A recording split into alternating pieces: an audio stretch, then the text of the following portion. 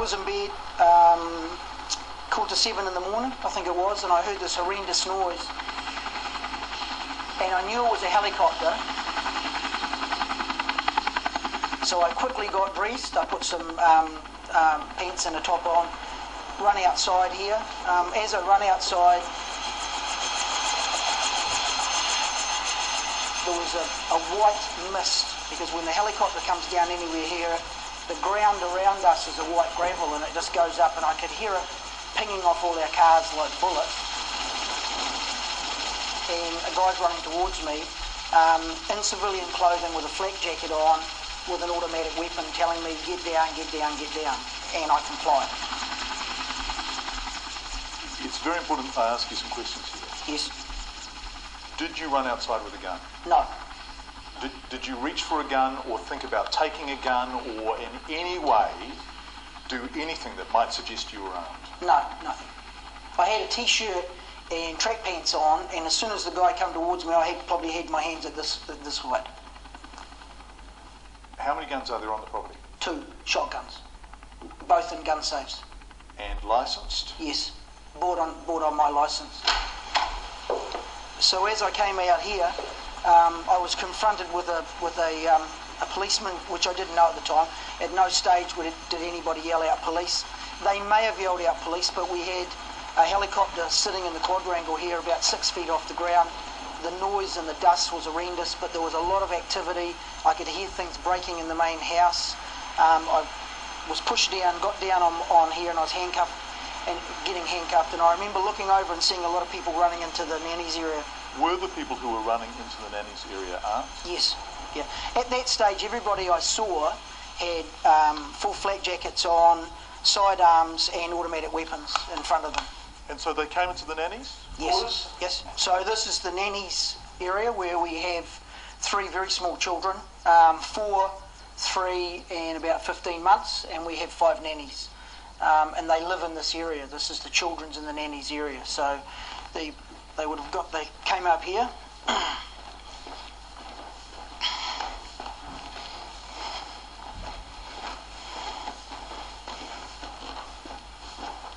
So the first door that they came to, that was one of the nannies' doors, was this one here. They splintered it. Oh, it looks like a kick. It looks like a kick to me. They've come in here. By this time, there was one nanny in here. She'd got out of bed. She was almost hysterical. He had an automatic weapon. He's telling her to get out, and he asked her if she had firearms or bombs. And I've asked her that question twice, bombs, but she said no, they asked for bombs, and maybe that's the thing that Filipino nannies do. But anyway, they got her and dragged everybody out. So on the initial part where I was handcuffed here on the ground by 2 officers, and then I was helped up and taken over here onto the grass.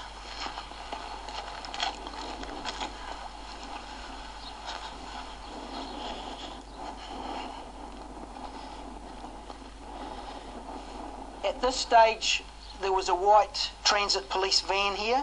I believe it had dogs in it. They were making a lot of noise. And I was sat down on the grass here beside the van. Beside me were Gino and George, 2 of the security guards that had been at both gates, who'd been grabbed first. Anna, Olive, 2 Filipino butlers sitting down, everybody handcuffed. Matias, Mona, and we probably stayed in this area maybe for 3/4 of an hour at least, while people were walking around and asking questions and obviously still trying to find Mr. Dotcom. So up here is the private residence. On both sides of the staircase there are several entrances into it. This is the main one. This is Mrs. Dotcom's private residence here. This is where she sleeps, where the children will be most of the time and everything with her. So she heard the commotion probably the same time I did and came out and saw a bunch of policemen over here trying to smash down her husband's door. Now she said to them, she said, please just knock on the door, he'll open the door or I'll give you the code. They said to her, you need to go downstairs immediately. She went back inside and put her slippers and a robe on and then was taken downstairs. So this area here is Mr. Dotcom's private residence of this house. This is what Mrs. Dotcom heard. They were trying to bash in to get to the boss, and eventually, as you can see, got in. They would have walked in, and the bed was made. This is his day bed where he does most of the work, and as you can see, he either pressed the panic alarm from this area or the other area, which I'll show you as well. So when Mr. Dotcom retired for the day or for the night, depending on what time zone he was on, he would draw this curtain, and it had a glass double glazed door that was keypadded, and they took this out at the same time. So 3 doors were breached at the same time.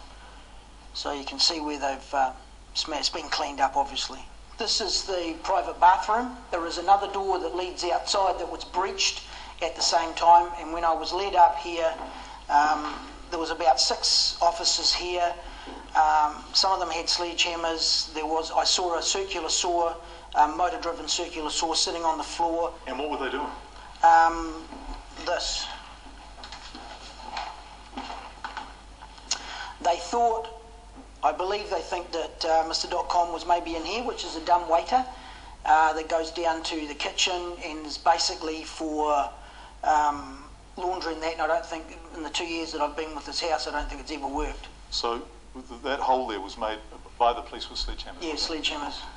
And they've obviously tried here, but at this stage I think they were all standing around fairly frustrated because it was pretty obvious he wasn't hiding in here. So where was Kim? He was in this room here, which we call the red room. And the reason will be obvious in a moment when I open the door.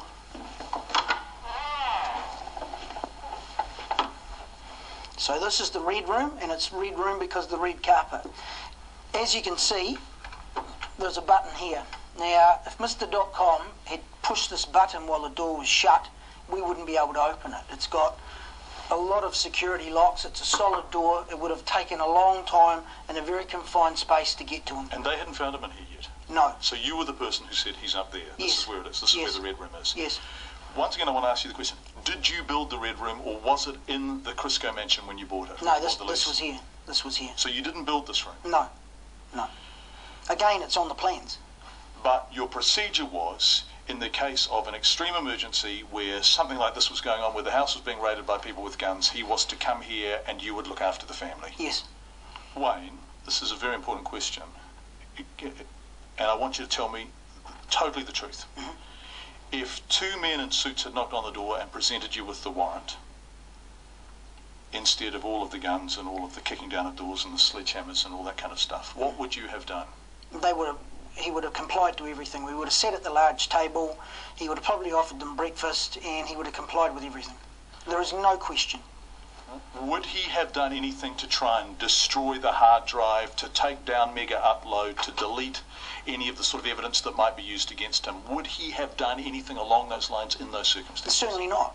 Why would he? He'd be destroying his defence. Nothing.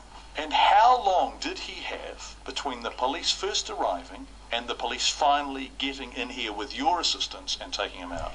Roughly how long? 35, maybe 35 minutes. So if he had had any kind of doomsday set up where he could delete his hard drive or take down Mega Upload, would that have been sufficient time for him to do that if that had been his intention? Within seconds. He could have done that within seconds. If he had one doomsday button? Certainly. Should we go and have a look upstairs? Certainly.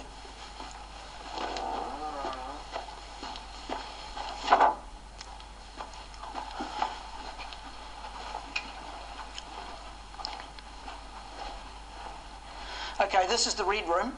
This is basically an attic at the top of the house. The gun safe was here.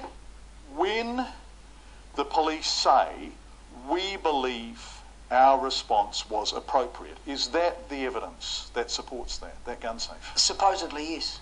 But do you think it supports that? No. No. The reason the gun safe was there, because there's 2 secure areas in this house, as far as I'm concerned. One, my room, which is the secure room. It's never left unlocked. The other one is up here. Very limited people know that this room ever exists. Now, it's an ideal place to have. You could put anything up here. So it was there. It had the key in it. Yes, there was a shotgun in it, but according to the police, he was found by this pillar here, which is, as you can see, is at least 30 feet away from it. He'd never gone near it.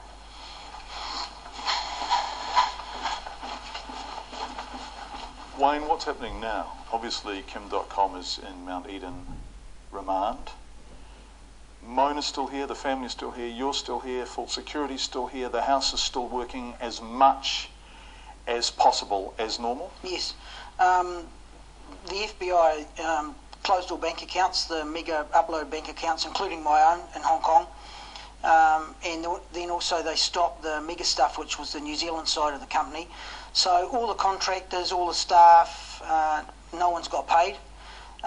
Mrs. Dotcom and the family are basically living on charity at the moment because there is no bank account, there is no money. So there's no access to any money at all? None. All bank accounts are frozen? All bank accounts are frozen. So people talk about Kim Dotcom being a multi-millionaire, but actually he has no access to any of that money? None at all. And none of you do? No. What's your assessment of why this was such a big operation?